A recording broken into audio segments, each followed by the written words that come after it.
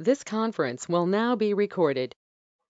All right, folks. Good evening. I'm glad you're all here this evening, and I appreciate you coming. And I know it's later in the evening that we're starting the class, but I do appreciate your willingness to do that. So what I'd like to do is start off by just discussing and looking at and doing a review of the anatomy of the kidney. I think that you pretty much have all feel pretty confident, I would imagine, with the structure of the kidney. So let's start off with we're looking at the capsule. We're looking at the cortical region. We're looking at the medullary region, which contains the renal pyramids, right? So we have that here. And then you're looking at as far as here would be considered one lobe, right? And here we have as far as the vascularity is concerned. And so you're looking at the renal artery and then the segmental artery going into the interlobar artery. Then we have the arcuate artery, cortical radiate artery, and then we have the veins correspond with, and we're just not having the segmental vein. So just have interlobar vein going to exiting via the renal vein. Okay. You'll also see here, let's see, as far as the apex of the pyramid, we have the renal papillae, the openings, where we're going to drain urine into a minor calyx. Minor calyx, multiple minor calyces will drain into a major calyx, which will then drain into the renal pelvis, into the ureters, which will go to the urinary bladder. Okay, so let's exit out of this. Good. And let's go to now where we're at as far as in the notes. Let's see here. So the urinary notes, let's finish this up here as far as we're looking at really the tube now that's going to be draining the urinary bladder. Now let me just show you a couple images here. Let's see. So here we have. Good. Okay. All right. So let's make this a little bit larger. And so here we have what we're looking at here are the ureters right here and right here, the openings, right, that will drain the urine into the urinary bladder. You'll see here that you can view the rugae, and the muscle is called the detrusor muscle. This is the muscle that can contract in order to expel urine out through the urethra and out of the body. Now, in the case of the male, so we have here the prostatic urethra, all right, and then we have here the membranous urethra, and then you're not seeing the penis here, but then you'll have the penile urethra. Okay, so you have three regions of the urethra for the male. Now let's look at the female anatomy, and as far as just seeing there, you're not seeing the prostate because there is no prostate. So you're seeing the same, you have the ureters, you can see the view a little bit of the rugae, here's the detrusor muscle, and here we have that trigon region right here, the trigon region, where we're having the urine will exit via the urethra out of the body.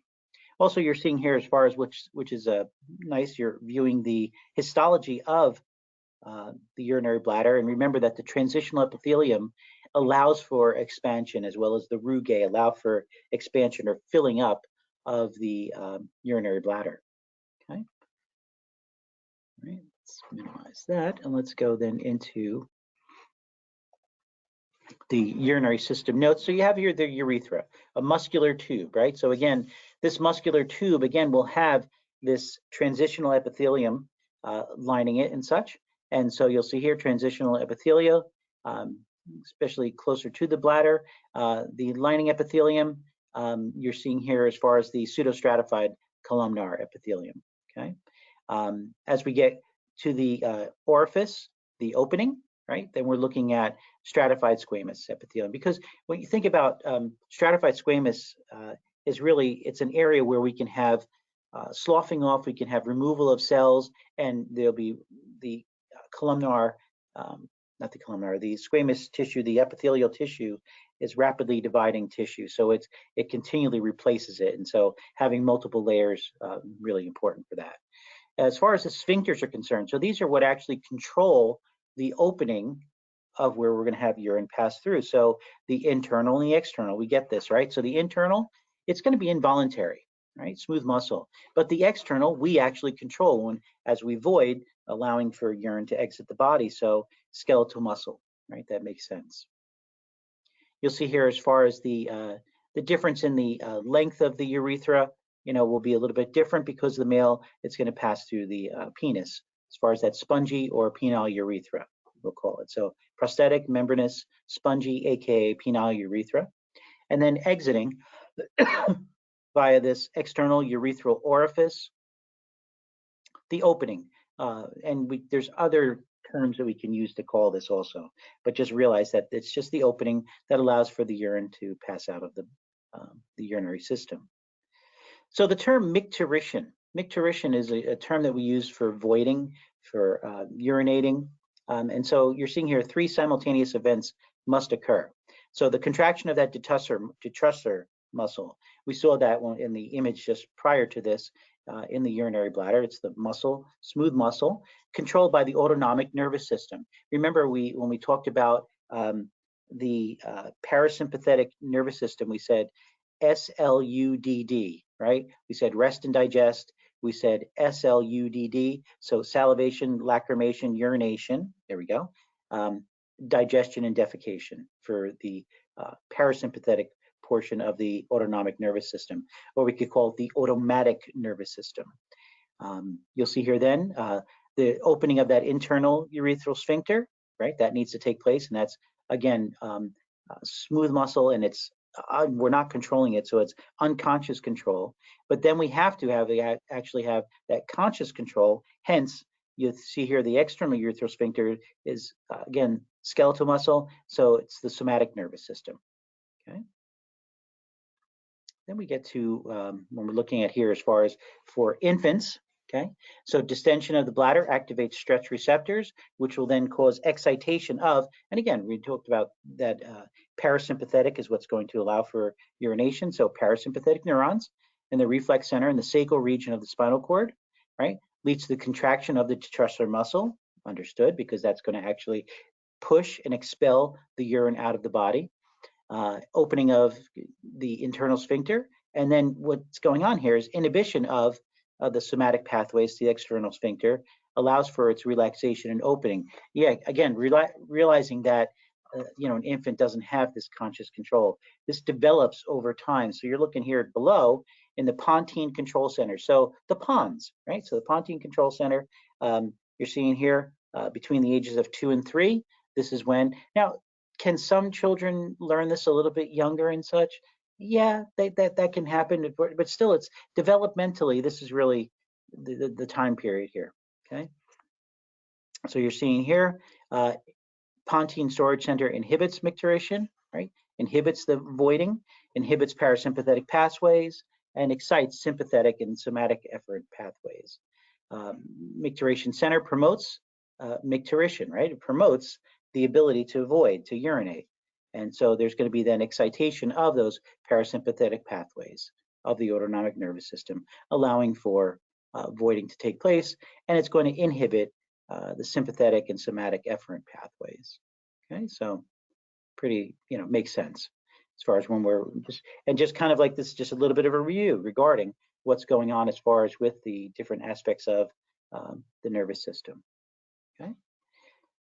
So please make sure that you're reviewing and looking at now. And I told you this, those of you that were in class this past Tuesday, this is just, it looks like a whole lot of wording and such, right? But it's all stuff that you understand from step by step, what's going on, what's bringing. So I'm not going to read this. You're going to look at that, but it's just showing you, all right, what is bringing blood to the glomerulus? And here's the glomerular capsule. So this whole area would be the renal corpuscle. What's draining the glomerulus, right? So it's arterioles. Afferent bringing in, efferent exiting, right? Allowing for it to exit the blood from that the glomerulus, that knot of capillaries. Then we have, now it doesn't look like it because just for simplicity, you're seeing here that this is the proximal convoluted tubule, distal convoluted tubule. Here's the nephron loop. And here we have the collecting duct. And the collecting duct will then exit, urine will exit via the renal papillae at the apex of the pyramids. Okay, so, and we talked also in class about how the descending loop water can move, right? And so we're looking at then reabsorption of water right here, but water is not moving on the ascending loop, okay? But you're having movement of sodium and chloride ions moving, again, reabsorbing. Remember, reabsorption, we're taking into the cardiovascular system, into the blood. Secretion, we're putting back into this tubular network here, and that's going to be leaving the body as urine. This filtrate will become urine. Here's just another image also just showing you a little bit regarding, excuse me, what's going on as far as reabsorption and secretion. And I'm really not so concerned with you giving me all of this aspects of what's going on here, but realizing that aldosterone, ADH, more at the distal portion of the nephron and into the collecting ducts having their action, okay? All right, folks, so now we're gonna move on to the reproductive system. Okay? And let's pull up that PowerPoint also. Let's see here, so I'm gonna close this out. And we're going to come here to the reproductive system. And so let's see here. Let's first begin with the notes. So let's look here and just see that. So for male and female, and I'm going to go start at the beginning, and I'm also going to move to the end of this notes, because then it'll talk about the secondary sex characteristics. So we're looking at both male and female, and then we'll focus on male anatomy and such, and also physiology. So you're seeing here, as far as the reproductive system, the importance of structures that are going to actually produce hormones, and also cells that are going to be involved in the reproductive process. So as far as gonads are concerned, gonads are what are actually going to produce the gametes, and the gametes are the sperm and the ovum, the egg, okay? And so there's going to be external genitalia for both male and female reproductive systems that will contribute to the whole reproductive process, as well as ducts, these tubes that the gametes are going to be passing through, and there will be fluids that will allow for the movement of these gametes to interact and to be transported from one area to the other. So you'll see here also these accessory glands and organs. These are what are actually then producing these fluids that will help to maintain the gametes and help to allow for then the movement of the gametes from one area to another. So you're seeing here, as far as that, the terms spermatogenesis, oogenesis. So we're looking at the actual process by which the sperm and the egg are synthesized, and the eggs, the ova, plural, are synthesized, okay? You'll see here, as far as the sperm is concerned, taking place in the seminiferous tubules, and we'll look at some images and such a little bit later. You're seeing here that also what's interesting is that the gametes are haploid, so they do not have a full complement of cells. So they would have, as far as chromosomes are concerned, not cells, chromosomes. So, but coming together, as far as upon fertilization, they have a complete set of 2 pairs of 23 chromosomes, and they would be considered diploid. Okay? So the zygote is what the fertilized egg becomes, and it has that 2 pairs of 23 chromosomes considered diploid. Again, sperm, the ovum, the egg would be haploid as far as number of chromosomes are concerned. So the gonads not only produce the gametes, but also produce hormones and such, okay? And so we're looking at, as far as the testes, producing these androgens, which will then produce testosterone, and the ovaries, which will produce estrogens and also progesterone, okay? Both testosterone and estrogen are masculizing and feminizing hormones, right, respectively. And we're going to see in just a moment there, as far as the secondary sex characteristics at puberty that will develop as a result of these hormones and their action.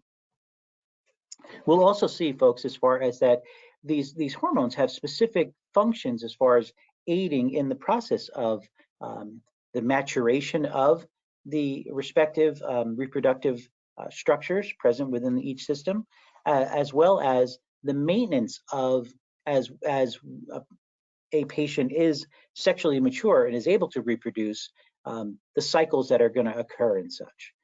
You'll see here, interesting, sexually transmitted infections are the most important cause of reproductive disorders. And it's quite sad. And I do have in the PowerPoint, and I do discuss, and we'll discuss this next week, as far as how sad it is that many of these STIs, these also known as STDs, right? STIs, because really it's a proper term, using that they are infections, realizing that many times they can be asymptomatic and yet be devastating to the person who is suffering from them. If the infections are not treated and they are allowed to continue on, it can lead to destruction present within the respective reproductive systems, and again lead to actually the ability to not have be infertile and such. And it's quite sad indeed. Let's move on just for a moment here. We're going to move past this. We'll come back. But I want you to see here, as far as, here we go. Yep. And let's see, maybe we can, yeah, here we go. Okay, so we have here male and female secondary sex characteristics. And I said to you that estrogen is feminizing, testosterone is masculinizing, and helps to, again, aid in the process of maturation of the respective reproductive systems. Okay. So you'll see here that as far as pubic, axillary, and the armpits, as well as in the facial hair for males, this takes place as far as testosterone is concerned. And again, too, like somebody who suffers from PCOS and has issues with, also, this would be a female, who suffers with imbalances within the hormones, we're going to find that can be, facial hair can be something, and a little bit more of a masculinization can take place for a female as a result of having out of balance. So we'll talk about PCOS next class. All right, you'll see here also enhanced growth of chest hair, deepening of the voice as a result of the thickening of the vocal cords. Okay, skin thickens and becomes oily. The bones grow in density. They grow as well as increase in density. Skeletal muscles increase in size and mass. The metabolic rate actually boosts, right? And so this can be something frustrating for that. It seems that men at times that's younger in age can lose weight quicker as a result of a higher BMR, but females also can increase their BMR as a result of training and such. So that's just this is just a baseline as far as with what takes place as far as these secondary sex characteristics, and also really the basis of the libido, the sex drive. Now you'll see here, as far as for the female, again, growth of breasts, pubic hair, and axillary hair presenting themselves, increased deposition of subcutaneous fat in the hips and the breasts, right? Also leading to the growth in the size of the breast, as well as the widening of the pelvis, preparing that person so that she may be able to have children and go through the birthing process naturally. All right, so that's the male and female secondary sex characteristics. You're all familiar with this, but just as a review. Okay. And so right now we're going to be focusing on male reproductive anatomy. So let's go right here. Here we go. All right. And again, interesting how most closely associated with the urinary system, because what's taking place is that the ejaculate that is being produced via the different glands that are present, you'll see that they're contributing to the solution that the sperm is going to be traveling within, and also gaining nutrients from, and being propelled out of the male anatomy so that it can enter into the female anatomy.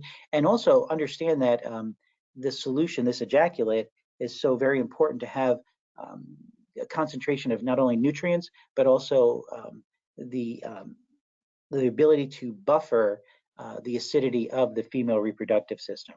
So we'll talk about that.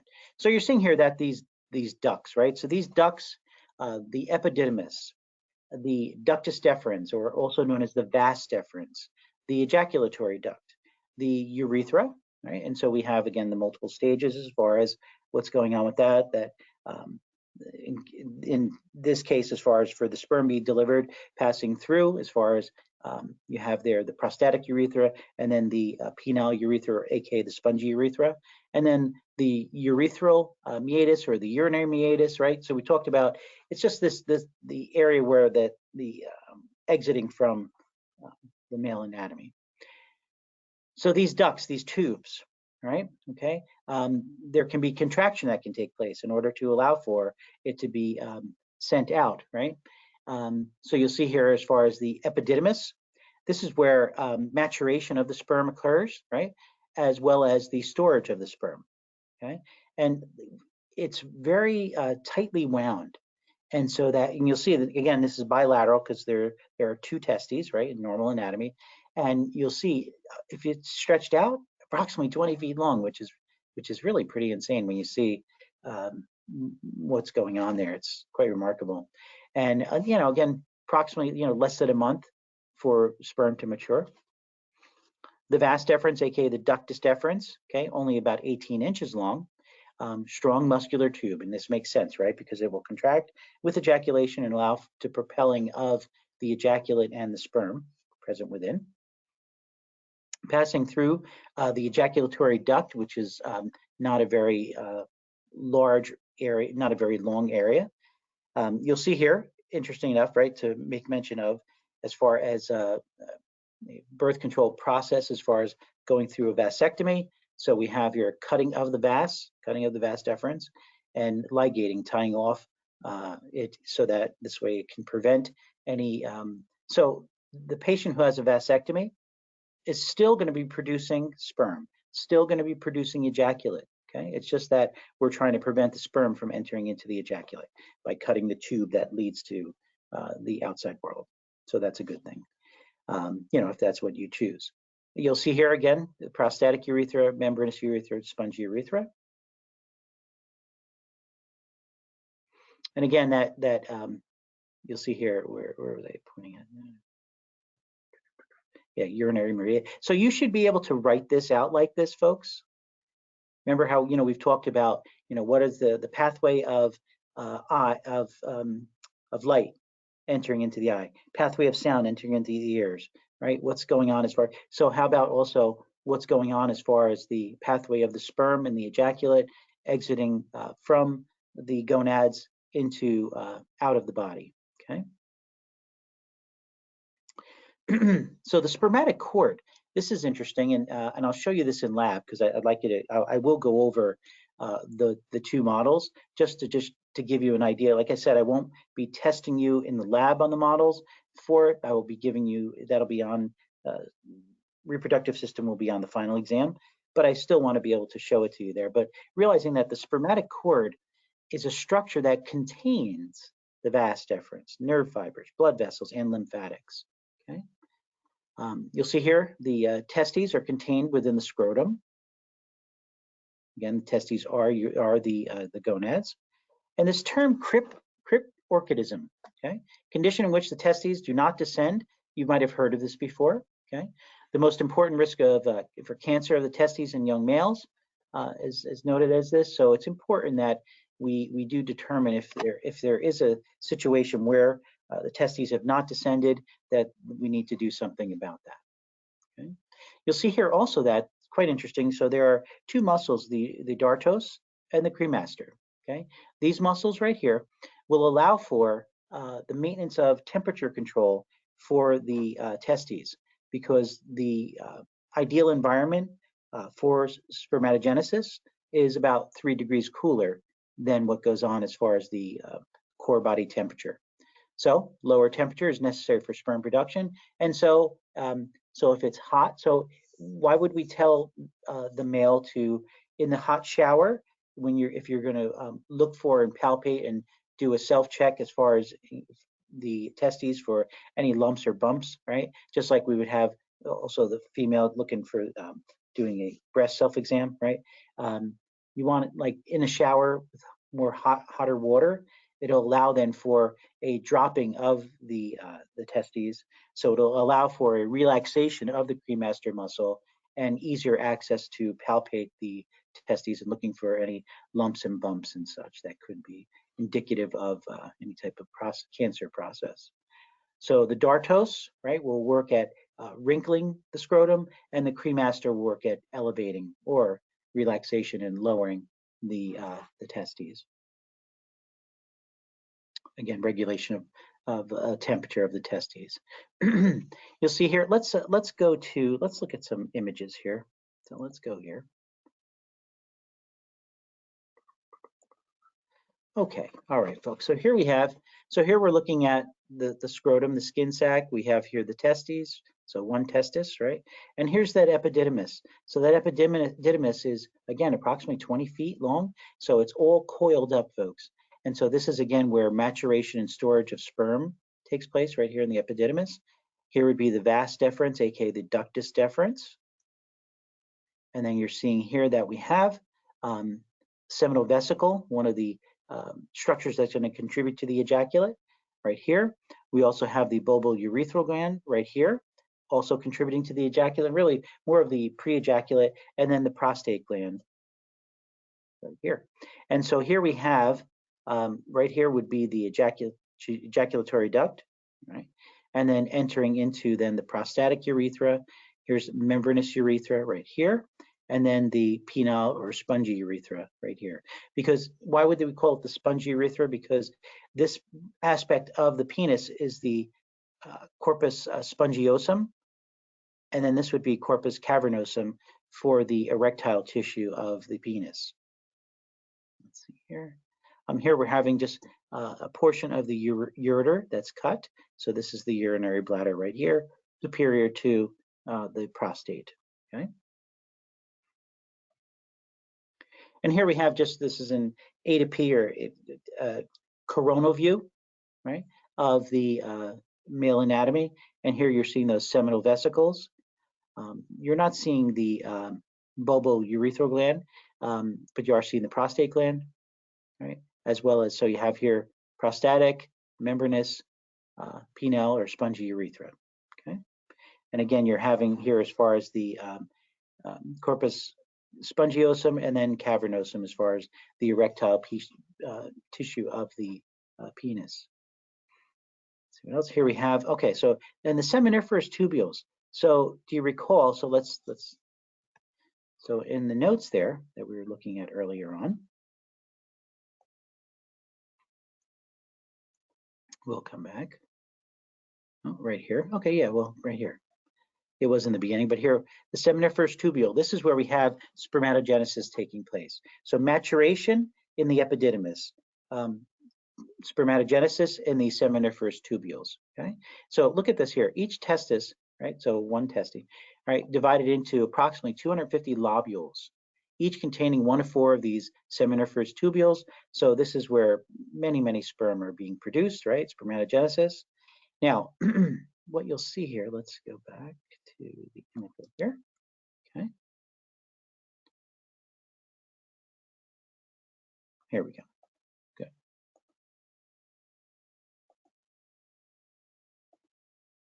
All right, so here we've taken, so here are these seminiferous tubules, right? And here we're taking a cross section of one right here.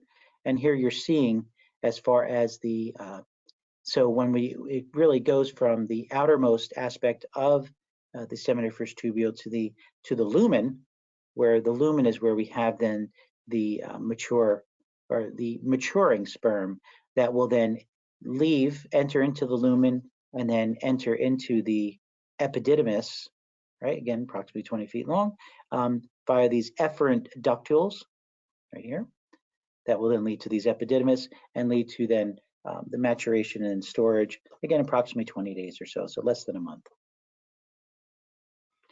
Let's get to here. All right, so so you see here that it says myoid cells. So again, too, this is important to be able to write down terms, and then as far as learning the terms and knowing what they're representing. Good coffee. All right, so myoid cells surrounding each of the seminiferous tubules, again, where we have spermatogenesis occurring. They squeeze the sperm and testicular fluids out of the testes. And so what's going on is that we have from the seminiferous tubules via the straight tubule, passing through the ret testes to the efferent ductules, and you saw that before there, to the epididymis. So you should know this process, this pathway, better way to put it, pathway from production to maturation and storage, okay? Just knowing the terms that are used from one to the next, okay? You'll see here that as far as we said that the testes, so they're not only producing the gametes, right, the sperm, but also the hormones and such. So you'll see here that these interstitial endocrine cells are producing androgens, testosterone, in response to luteinizing hormone, okay? So secreted into the interstitial fluid, these cells are located in the soft tissue surrounding the seminiferous tubules, okay? Now you'll see here also that these Sertoli cells, right, located in the walls of the seminiferous tubules, right, are activated by FSH. So we see here that, you know, we know, and we're going to review what's going on as far as luteinizing hormone and follicle stimulating hormone and the importance of them as far as for the ovarian and uterine cycles, but they're also important hormones for male anatomy, okay, and in the male reproductive system.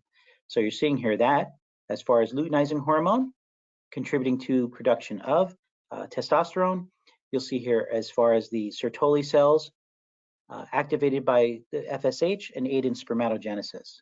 So we'll see how that's, again, these two hormones, luteinizing and follicle stimulating, involved in female reproductive anatomy next class.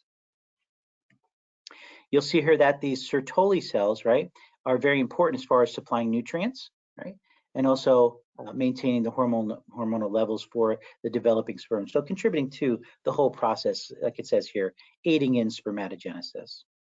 Okay. Now, this is interesting also that there's a blood testis barrier. So do you remember we talked about the blood-brain barrier and the function of the astrocytes when we in AMP1?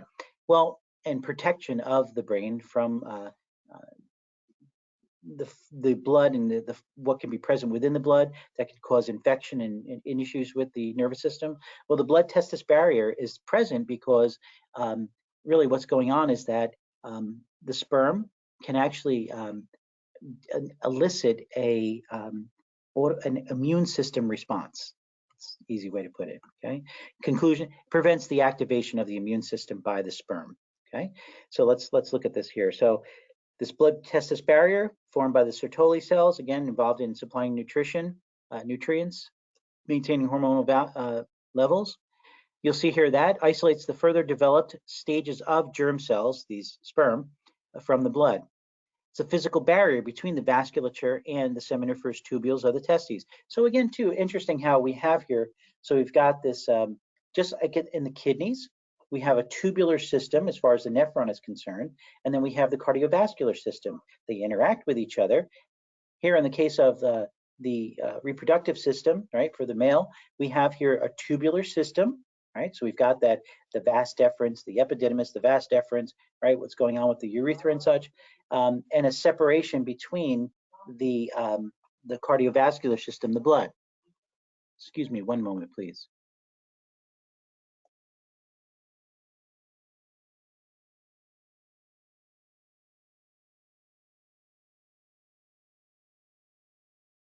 Okay, so and realizing also that as far as the recall we said that in the endocrine system we talked about the pituitary gland being the master gland, and we said that the hypothalamus, right, present within the nervous system, very deep within, right, and very protected in the third ventricle.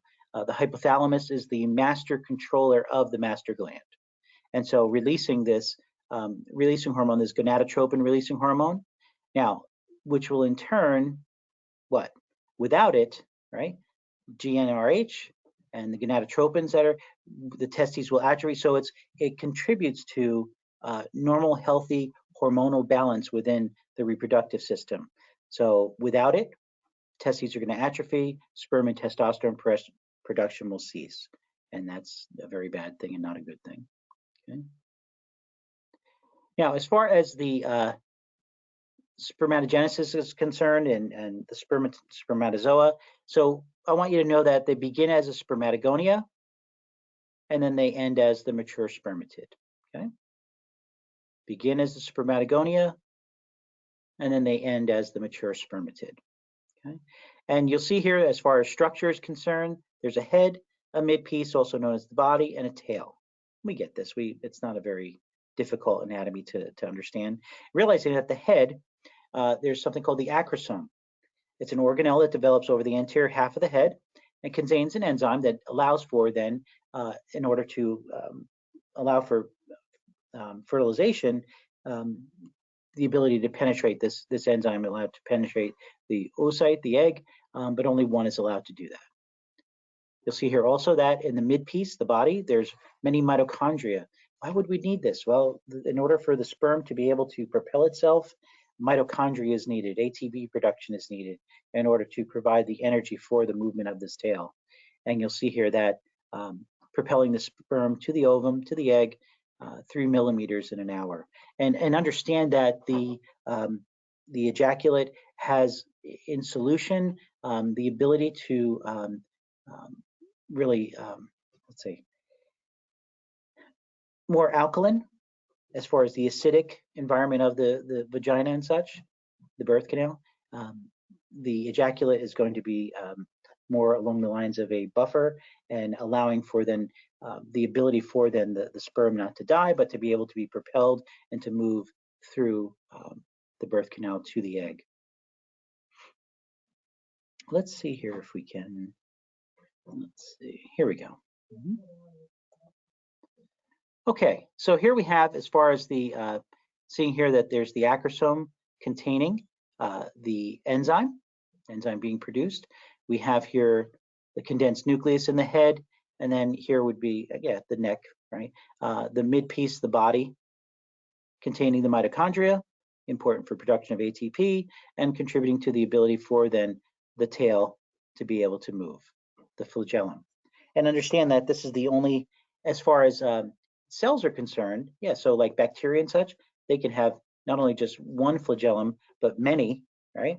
But as far as in human anatomy, this is the only flagellum that's that would be present. And understand also that in cases of infertility and not realizing, you know, what could be the possible cause for infertility, sometimes it can be as a result of the male is not producing enough sperm, right? So lower count, or sperm that is not really viable. So it could be mutated, deformed and such. So having multiple flagellum, having multiple head to the sperm, just kind of some weird deformities and such in the sperm. And so that's not going to allow for then to fertilize the egg and such.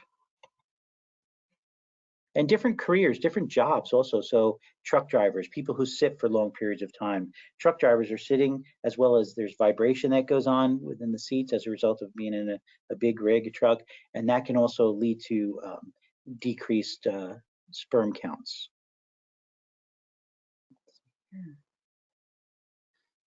All right, so let's put this over here. All right, so we talked about the male copulatory organ, right? The penis. Having the prepuce, so this would be the foreskin. The glans penis would be the head, and then the shaft, right? You'll see here that erectile tissue fills with blood, right? Producing the erection, we get that. The cavernosum, the spongiosum, that corpus spongiosum, this is the area where the urethra passes through, and so that needs to be patent, that needs to be open, that the urethra. So this tissue helps to do that during an erection. And this, again, the paired structures of the cavernosa or cavernosum. Right? Here you're seeing as far as the male perineum. Okay, so the pubic symphysis to the coccyx, your tailbone, to the ischial tuberosities, it creates kind of like a triangle and such. And so realizing as you're sitting there right now, as we're all sitting, right? So you're sitting on your ischial tuberosities, and in the posterior you have your coccyx, and in the anterior the pubic symphysis. So as far as the semen is concerned, the ejaculate, right? So milky white secretion of sperm and accessory gland secretions. And so we looked at those and talked about them already as far as the seminal vesicles, the bulbal urethral gland, and the prostate gland. So here we're going to see as far as what's contributing to the ejaculate and what are the functions of the ejaculate. Okay.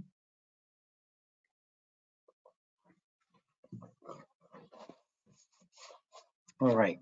So the seminal vesicles, they're secreting a solution, right?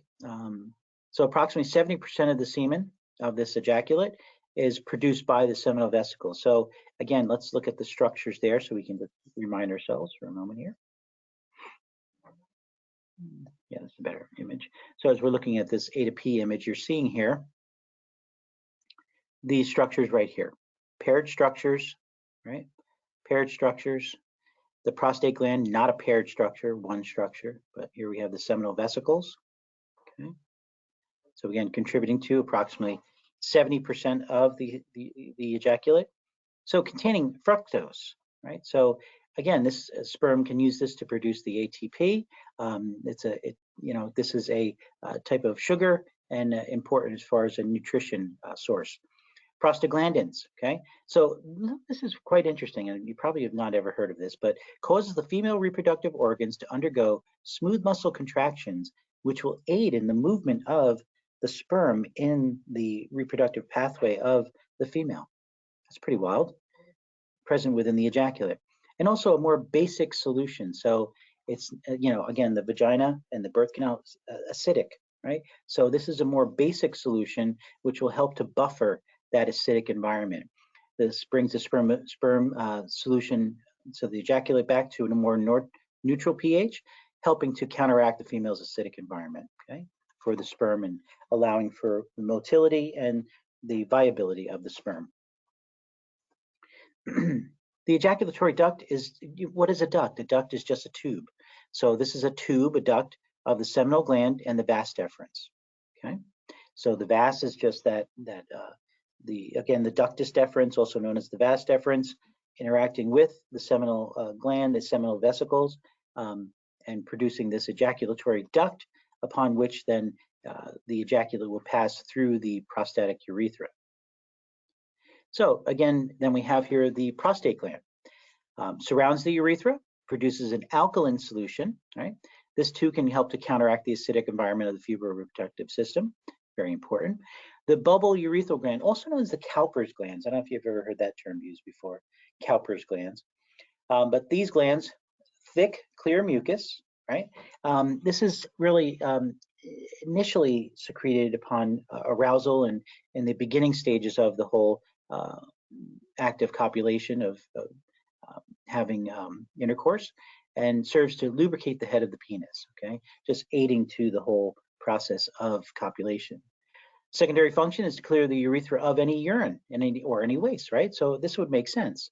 So you have this secretion from the bulbal urethral glands, aka the Cowpers, that the secretion passes through the urethra, cleans out the urethra, and then allows for then the passageway for the ejaculate, okay? So we would call this like the pre-ejaculate.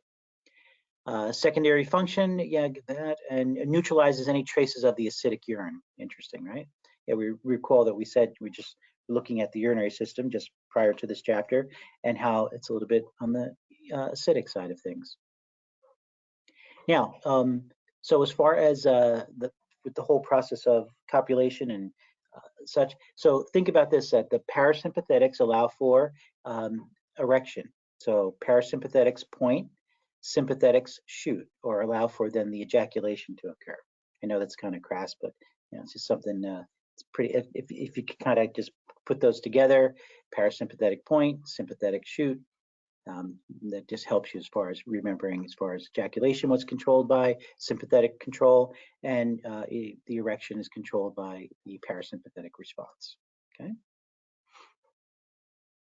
Here we go. As far as testosterone, right? Again, contributing to the sexual behavior, so as the libido, as far as also with spermatogenesis, stimulates the male pattern of development and protein synthesis, okay?